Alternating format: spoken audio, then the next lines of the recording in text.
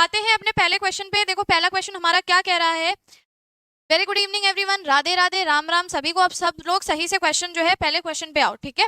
First question पे आइए सब लोग अच्छे से ध्यान देंगे और इस क्वेश्चन का आंसर करेंगे। क्वेश्चन देखो क्या कह रहा है। क्वेश्चन कह रहा है हरिवंश राय बच्चन ने अपने इंग्लैंड प्रवास में कौन सा गीत संग्रह लिखा था। इंग्लैंड प्रवास के समय हरिवंश राय बच्चन ने कौन सा गीत संग्रह लिखा था। ऑप्शंस में है प्रणय पत्रिका, मिलन यामिनी, संत रंगिनी, तरंगिनी या फिर कह रहा है एकांत संगीत, ठीक है।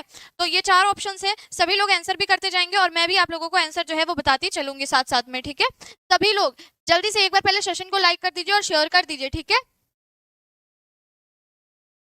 तो यहाँ पे स्टूडेंट्स के आंसर आने लगे हैं। कुछ लोग कह रहे हैं संतरंगिनी, कुछ लोग कह रहे हैं एकांत संगीत और कुछ लोग कह रहे हैं ऑप्शन ए, ठीक है। तो सबके हिसाब से अलग अलग आंसर आ रहा है। चलो बात कर लेते हैं राइट आंसर क्या होगा। राइट आंसर हो जाएगा प्रणय पत्रिका, ठीक है। प्रणय पत्रिका काव्य संग्रह लिखा था। प्रणय पत्रिका गीत संग्रह मतलब किसके द्वारा लिखा गया था। हरिवंश राय बच्चन जी के द्वारा लिखा गया था, ठीक है। हरिवंश राय बच्चन जो है अपनी किस रचना के लिए बहुत ज्यादा फेमस है। किस रचना के लिए। मधुशाला के लिए, ठीक है।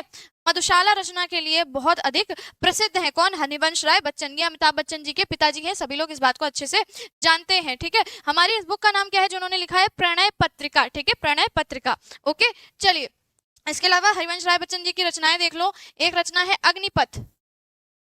अग्निपथ जिसमें वो पूरी लाइन होती है कर शपथ अग्निपथ अग्निपथ, जैसा कि आपने अग्निपथ मूवी में भी जो है वो लाइन सुनी है जो कि बहुत अच्छी है वाकई में। मतलब मुझे वो लाइंस बहुत ज्यादा अच्छी लगी स्पेशली। तो आप लोगों ने सभी लोगों ने जो है वो जरूर देखा होगा वो मूवी में, वो सुना भी होगा, ठीक है। अग्निपथ वाला जो सेगमेंट है वो काफी काफी ही ज्यादा अच्छा है। अच्छा सभी लोग एक बार ये बता दो क्या वॉइस ठीक आ रही है। एक मिनट सभी लोग एक बार जल्दी से बता दो वॉइस ठीक आ रही है। वॉइस में कोई इशू तो नहीं हो रहा है ना।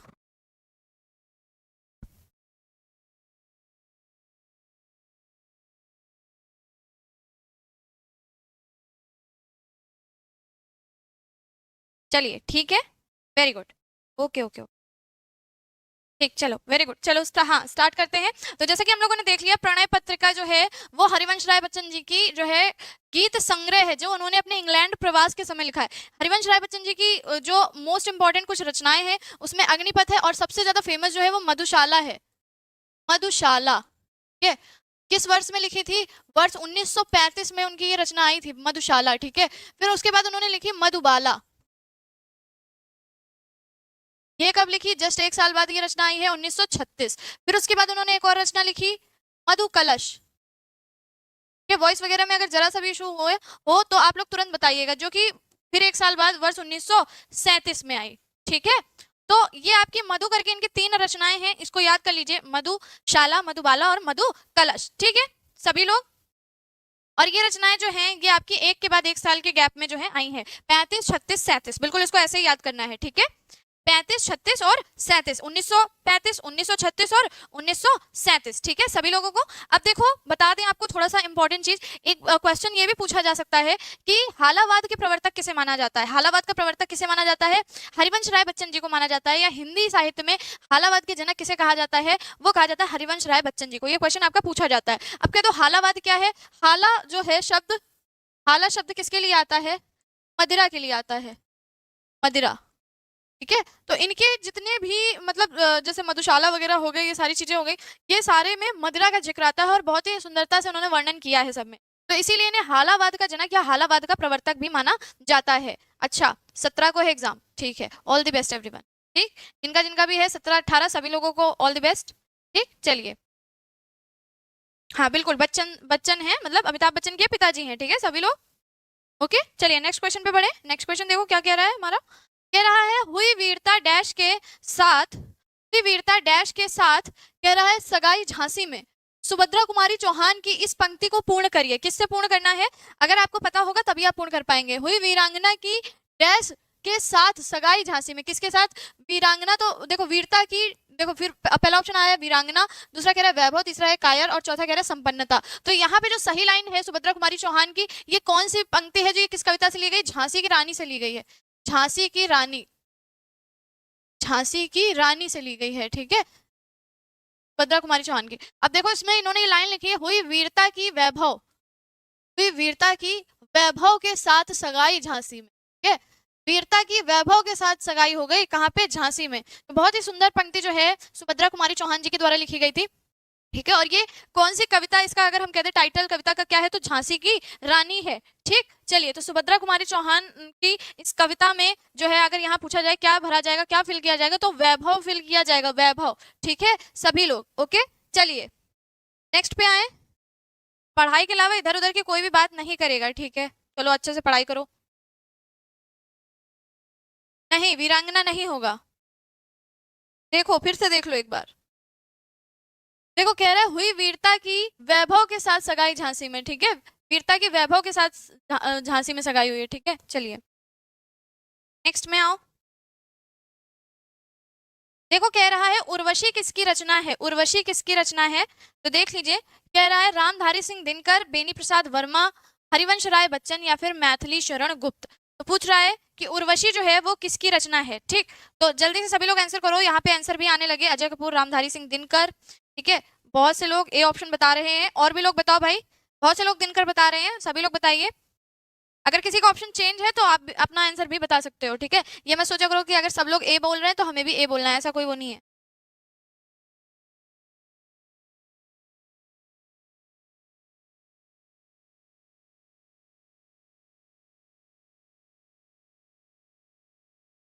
चलो ठीक है, ओके ओके ओके, ठीक है, चलिए, very good, very good everyone. Mostly लोगों ने बिल्कुल सही बताया है, रामधारी सिंह दिनकर जो है, जितने भी लोग बता रहे हैं बिल्कुल सही बात है। उर्वशी इनकी रामधारी सिंह दिनकर की रचना है, उर्वशी। ठीक है, और इसमें उन्होंने वीरता रस से परिपूर्ण जो है, पूरा पूरा जो लिखा हुआ है, पूरी रचना ये उनकी वीरता के रस से परिपूर्ण है। ठीक है, और अपनी इसी रचना के लिए, इसी रचना के लिए रामधारी सिंह दिनकर जी को ज्ञानपीठ पुरस्कार मिला है। ठीक है, इनको कौन सा पुरस्कार मिला, ज्ञानपीठ पुरस्कार मिला। ठीक है, उर्वशी के लिए।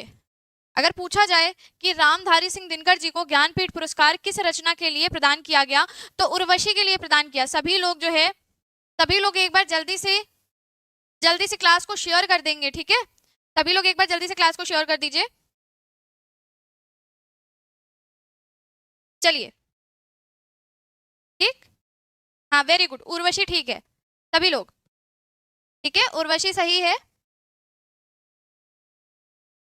क्या हुआ आशुतोष?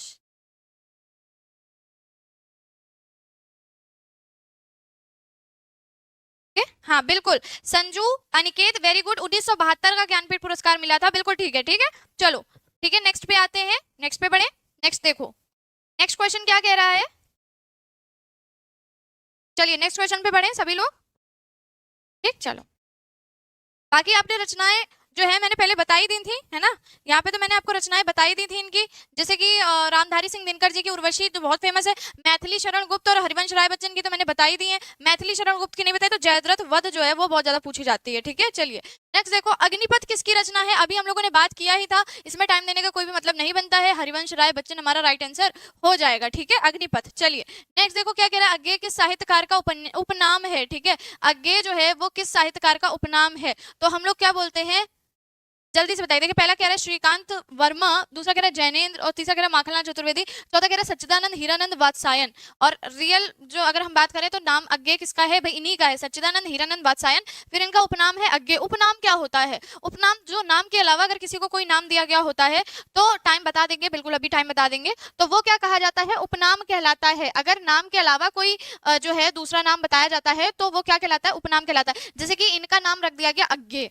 ठीक है, तो ये क्या है, इनका उपनाम है, जिसको हम शॉर्ट में, अगर पूरा इनका नाम ना ले, हम सिर्फ बोल दे अज्ञेय की रचना है, तो लोग समझ जाएंगे। ठीक है, ओके, चलिए, ओके ओके ओके, ठीक है, चलो भाई। इसमें जो और ऑप्शंस हैं, इसमें के किसी के उपनाम आपको पता है क्या, बता सकते हैं आप लोग, अगर पता है तो बता दीजिए, अदरवाइज कोई ऐसी बात नहीं है, क्योंकि सबसे ज्यादा अज्ञेय का ही पूछा जाता है। ठीक है, और जैनेन्द्र जो है, जैनेन्द्र अगर बता सके तो बहुत ही अच्छी बात है, जैनेन्द्र का भी बता दीजिए। ठीक है, और माखनलाल चतुर्वेदी का बता दीजिए, जो इंपॉर्टेंट है वही पूछ ले रहे बस।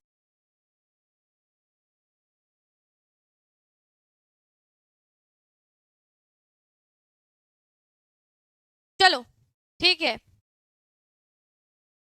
चलो देख लो। दो ही नाम वैसे इसमें सबसे ज्यादा आपके पूछे जाते हैं। सबसे पहला अज्ञेय का पूछा जाता है, और जैसे रामधारी सिंह दिनकर है उनका पूछा जाता है, ठीक है, मतलब वो तो इसमें नहीं है। तो इसमें जो जैनेन्द्र आए हैं इनका भी नाम पूछा जाता है। इनका नाम क्या है? आनंदी लाल शर्मा, ठीक है, आनंदी लाल शर्मा, ठीक। तो एक तो इनका नाम जैनेन्द्र नाम से फेमस है, ये पूछा जाता है। अब देखो माखन लाल चतुर्वेदी जी को कहा जाता है एक भारतीय आत्मा, लेकिन इतना कोई नहीं पूछता है, ठीक है। जैनेन्द्र नाम से तो जरूर आपके क्वेश्चन पूछे जाते हैं, तो वो मैंने आपको बता दिया, ठीक है। अब नेक्स्ट देखो क्या कह रहा है। कह रहा है कि कई दिनों तक चूल्हा रोया, चक्की रही उदास, कई दिनों तक कानी कुतिया सोई उनके पास। बहुत ही मार्मिकता से दिखाया गया है इन पंक्तियों को। तो कह रहे हैं इन उपयुक्त पंक्तियों के रचनाकार हैं, कह रहे हैं नागार्जुन, नरेंद्र शर्मा, शिवमंगल सिंह सुमन या फिर सुभद्रा कुमारी चौहान। बताइए कौन है इनके रचनाकार, ठीक।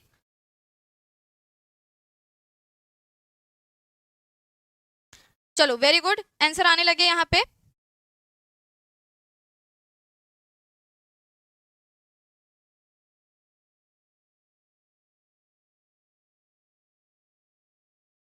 चलिए सभी लोग बताइए।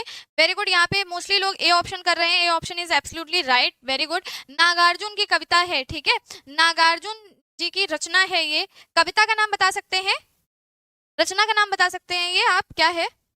इसमें अकाल का वर्णन किया गया है, ठीक है, अकाल का वर्णन किया गया है। अच्छा अच्छा अच्छा, ठीक है, चलिए मिल जाया करेगी पीडीएफ अगर नहीं मिलती है तो। मेरा नाम ईशा है, ठीक है? सभी लोग एक बार सेशन लाइक कर दो सभी लोग। हाँ, रचना का नाम बताओ, रचना का नाम बताओ जल्दी। सिर्फ अकाल नहीं है, मैंने अकाल बता दिया तो आप लोग अकाल बताने लगे। पूरा नाम बताइए। पूरा नाम है अकाल और उसके बाद, ठीक है, अकाल और उसके बाद। इसमें देखो क्या लिखा हुआ है कि कई दिनों तक चूल्हा रोया चक्की रही उदास। मतलब बहुत दिनों तक चूल्हा रोता रहा, मतलब ना तो चूल्हे में रोटी पकी ना ही चक्की में आटा पिसा, ठीक है। उदास का मतलब क्या है? चक्की का भी काम नहीं हुआ, चक्की में ना आटा पिसा ना चूल्हे में रोटी बनी, कई दिनों तक कानी कुतिया सोई उनके पास, ठीक है। और वो एक कोई कानी कुतिया बेचारी क्या है उनके पास सोती रही, ठीक है। देखो इसमें बहुत ही मार्मिकता से वर्णन किया गया है, दिखाया गया है कि कैसी स्थिति हो जाती है किसी भी ग्रामीण व्यक्ति की जब अकाल पड़ जाता था, ठीक है। जब अकाल पड़ जाता था तो बहुत ही ज्यादा मतलब बुरी स्थिति हो जाती थी लोगों की। कई कई दिनों तक खाने के लिए कुछ भी नहीं होता था, अन्न का एक दाना नहीं होता था, ठीक है। तो लोगों की कैसी स्थिति हो जाती थी, सब कुछ होते हुए भी, पैसे रुपए होते हुए भी, बहुत लोगों के पास इतने पैसे भी नहीं होते थे, और बहुत लोगों के पास होते भी थे तो भी वो कुछ खा पी नहीं सकते थे, ठीक है, क्योंकि अकाल की वजह से। और जो कुछ था भी, जो कुछ मिलता भी था, वो इतना ज्यादा महंगा हो जाता होगा कि हर कोई अफोर्ड भी नहीं कर पाता होगा, क्योंकि मान लीजिए कहीं अकाल नहीं पड़ा है, वहां से चीजें आ रही हैं, कैसे क्या आ रही हैं, ठीक है, किस तरीके से आ रही हैं, तो वो चीजें बहुत ज्यादा महंगी भी हो जाती थी, ठीक। तो है क्या कि जब अकाल पड़ता था तो लोग अधिकतर भूखे ही अपने घरों में सोते थे, तो उसी का बहुत ही मार्मिकता से वर्णन जो है वो किया गया है। चलिए नेक्स्ट पे आते हैं। लोग तो उदास हो गए, बिल्कुल लग रहा है रोने ही वाले हैं, रो ही देंगे। देखो नेक्स्ट क्या कह रहा है, निम्न में कौन सी दिनकर की रचना नहीं है? पूछ रहा है उर्वशी, कुरुक्षेत्र, मृगनयनी या रश्मिरथी। बताइए रामधारी सिंह दिनकर जी की रचना कौन सी नहीं है? जय हिंद। रामधारी सिंह दिनकर जी की रचना इसमें से कौन सी नहीं है? कह रहा है उर्वशी, कुरुक्षेत्र, मृगनयनी और रश्मिरथी। बताओ सभी लोग।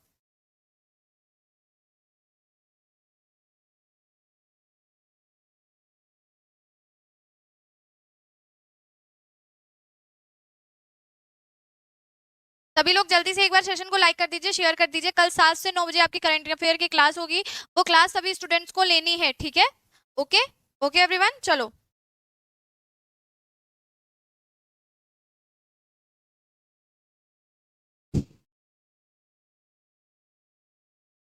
चले, चलो ठीक है, ठीक ठीक ठीक। चलो सबने अपने हिसाब से आंसर किए हैं, बात कर लेते हैं। देखो क्या कह रहा है, निम्न में कौन सी दिनकर की रचना नहीं है? कह रहा है उर्वशी। देखिए उर्वशी तो अभी हम लोगों ने पढ़ी, रामधारी सिंह दिनकर जी की रचना थी। कुरुक्षेत्र और रश्मिरथी, ये तीनों ही क्या है, रामधारी सिंह दिनकर जी की रचनाएं हैं। पर यहाँ पे जो हमारा आया है मृग नयनी, ठीक है, मृग नयनी जो आया है ये किसकी रचना है? ये वृंदावन लाल शर्मा जी की रचना है, ठीक है, वृंदावन लाल शर्मा जी की रचना है। और इस रचना में जो है राजा मान सिंह और मृग नैनी, राजा मान सिंह और मृग नैनी, एक स्त्री है उनका नाम है मृग नैनी, इनके जो है इनके प्रेम का वर्णन किया गया है, ठीक है। चलिए तो ये वृंदावन लाल शर्मा जी की रचना है मृग नयनी, ठीक है। चलिए क्लियर है, ओके नेक्स्ट पे आते हैं, ठीक, चलो ठीक है ना, ठीक है सभी लोगों को। चलो भाई नेक्स्ट पे आओ। नेक्स्ट क्या कह रहा है? कह रहा है हिंदी साहित्य के किस कवि को कवियों का कवि कहा गया है? हिंदी साहित्य के किस कवि को कवियों का कवि कहा गया है? बताओ। कह रहा है अज्ञे भवानी प्रसाद मिश्र, हरिवंश राय बच्चन या शमशेर बहादुर सिंह। बताओ ये किसे कहा गया है कवियों का कवि? सभी लोग बताइए, जल्दी से बताइए।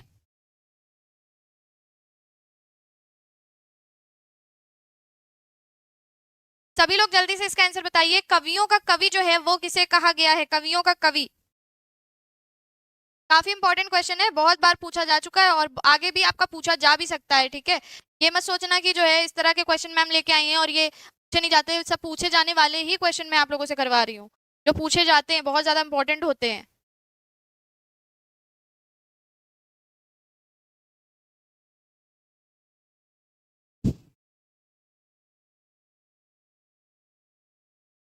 चलो ठीक है, वेरी गुड। ठीक है, कुछ ही लोगों ने इसका आंसर किया है, कुछ ही लोगों ने इसका आंसर किया, कोई बात नहीं। हिंदी साहित्य के किस कवि को कवियों का कवि कहा गया है? शमशेर बहादुर सिंह को कहा गया है।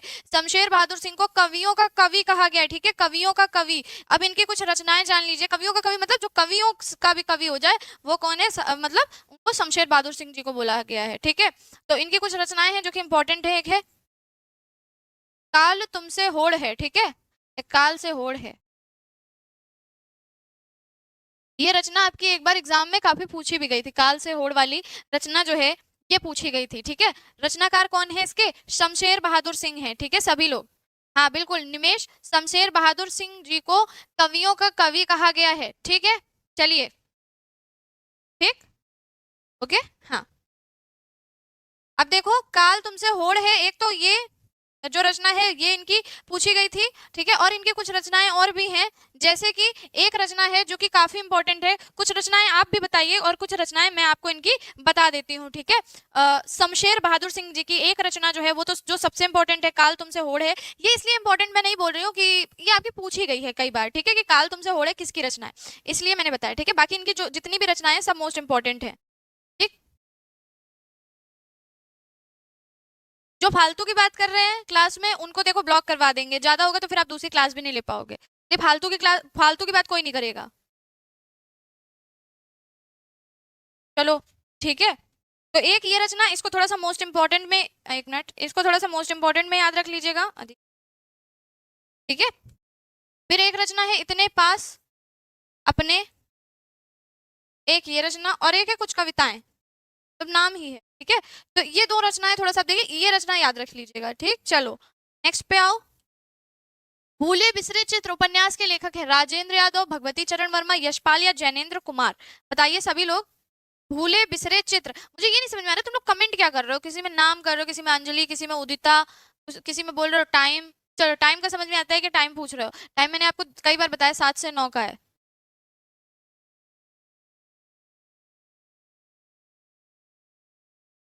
चलिए बताओ जल्दी से। भूले बिसरे चित्र जो है इनके लेखक कौन है?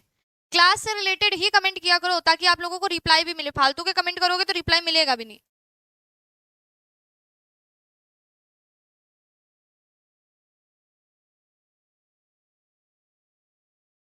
चलो ठीक है भाई, यहाँ पे मेरे पास आंसर आने लगे। कुछ लोग बोल रहे यशपाल और कुछ लोग बोल रहे राजेंद्र यादव, कुछ लोग बोल रहे भगवती चरण वर्मा। तो भूले बिसरे चित्र किसकी रचना है? भूले बिसरे चित्र ये रचना है भगवती चरण वर्मा जी की। किसकी है भाई? भगवती चरण वर्मा जी की है, यशपाल की नहीं है। बहुत से लोग यशपाल भी बोल रहे थे,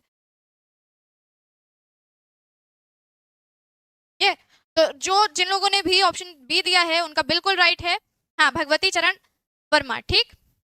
इनकी और रचनाएं देख लो। पतन, चित्रलेखा,